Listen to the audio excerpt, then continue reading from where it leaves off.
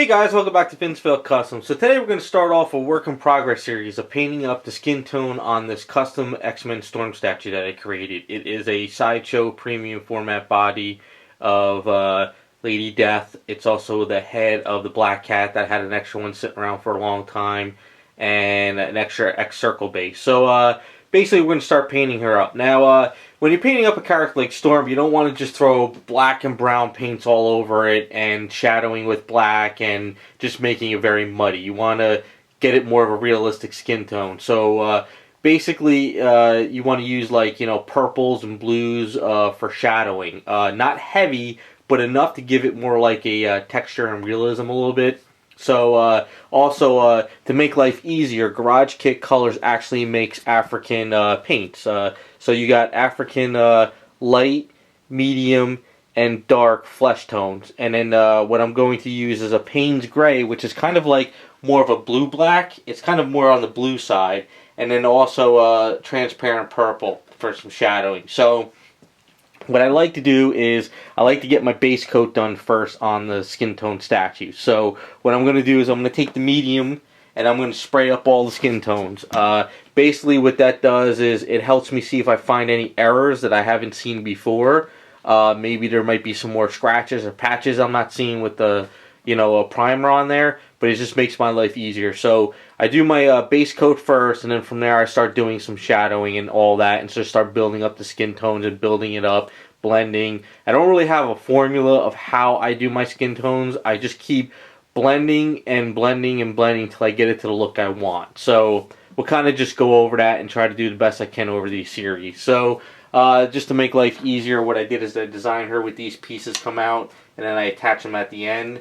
So it's just all, so I made my life easier where I could just get all the skin tone first. So let's just start getting the medium African flesh up on her first. Find any errors, and then there we'll just start working and getting all her skin tones done.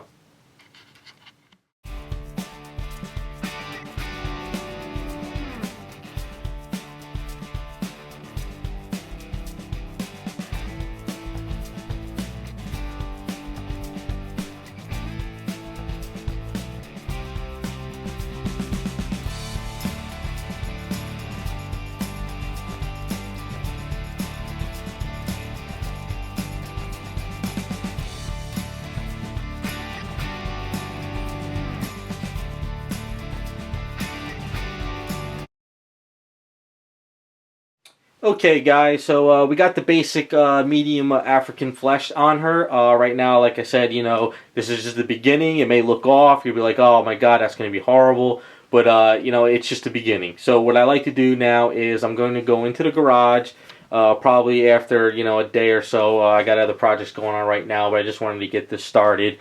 And then what I'll start doing is I'll start to sand down any errors that I'm finding. So I use my 3M sandpaper. This one's new. This is really rough still. And then I have one that I've been using for a long time. This is a lot finer because you overuse it. And then I'll fill in any scratches or any errors that I'm seeing. There is a couple here and there I was missing with the primer on it. But if there's anything really deep that this stuff is not going to really fill in, I have Tamiya Putty Gray Basic. Use this stuff to kind of fill in any deep scratches. If I see a bubble, if I see a little notch. And I don't worry about having to reprime it again if I get this on there because paint sticks to this no problem. If I do sand it down, which you'll probably see after I come back, there might be some areas with like say this shows a little bit of the resin, like a little spot there. I kind of just spray over. It's not that big of a deal. The paint sticks pretty well to all the resin. You don't want the whole statue now primed, but basically most of the statue is primed and we get away with it. But also, I know a lot of people have always asked me what's my formulas. I don't have a formula. Usually, I know if the character is going to be Vampirella. I know it's a lot of virgin fleshes with transparent bright flesh from Garage Kits. She's more of a reddish, whitish, pale type character. Virgin flesh. And if it's going to be a fair skinned character, it's more like, on the orangey yellow side. And it's always blending. Just blending, blending, blending. I'm not the type of person where I do this character one skin tone as a flat, and then I shade it, and then I highlight it, and I'm done. I'm always blending and blending and blending until I get it to where I want it. So, like I said, I don't have a formula.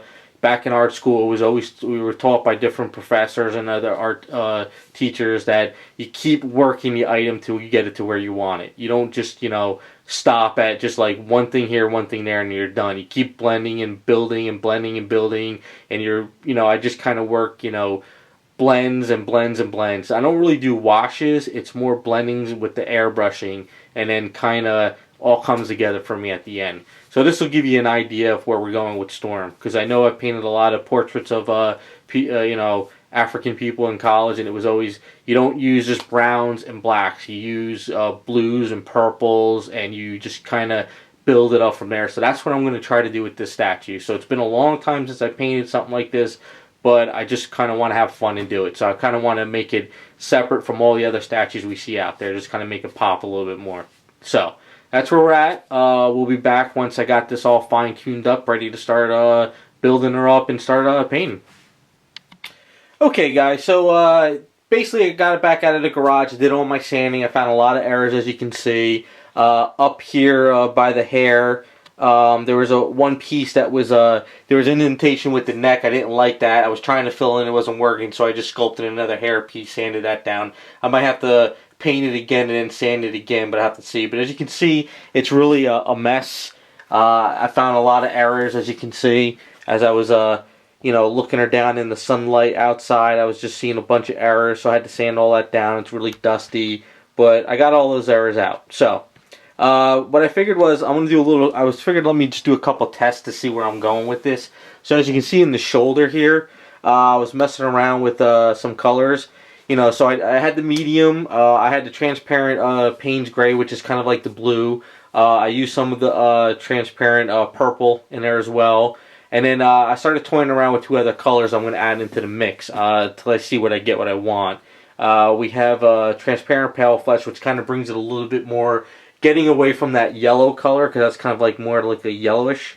This kind of brings it more to like a fleshy tone color with the transparent pale, brings a little orangey into it. And then there's this company called Formula P3, and they have a flesh wash. And this stuff is kind of more like on the red side. As you can kind of see, I kind of like this stuff a lot. It's a really good wash. It really works out pretty good. The only problem is going through the airbrush, you can't really spray it too heavy and too fast. It'll bleed on you. But it's really good if you want to use it as a paintbrush, but it's also kind of cool using it through the airbrush. So, like I said, we're kind of going to keep blending to get it to where I want to get it. Now, I'm looking online at some colors of models and stuff, and I'm trying to see where I want to go with it. I know Storm is kind of more on the darker side and everything, so I kind of want to go that route. I figure with, the outfit and then everything, the hair white, it all come together at the end, but it's kind of hard to work it all out. So I'm going to off camera, I'm going to get her base coat all done up again and everything, and then we'll just start painting her up. Okay, guys, so we're pretty much all ready to start painting her up. So we got the base coat of the medium African crest. So what I'm going to do now is use dark and do some shadowing areas. So it's just slowly building it up. So when you start doing this dark stuff, we'll do the fast video on it as each step goes. And it's just a matter of hitting all the different areas and everything, and then just keep building and building and building.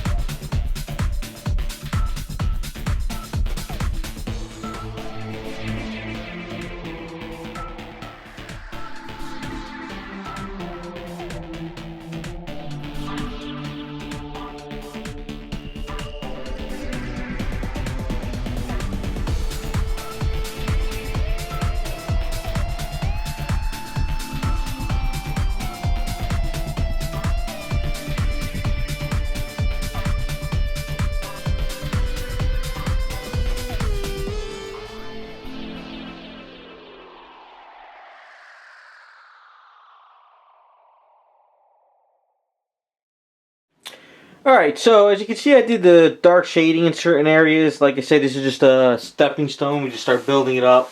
So what I'm going to do now is I'm going to hit some of these dark shading areas I did already with some of the transparent purple, just to kind of build that up a little bit. Then from there I might take another stuff and mist some stuff down. We'll go back and just keep blending. So let's just start doing the purple now.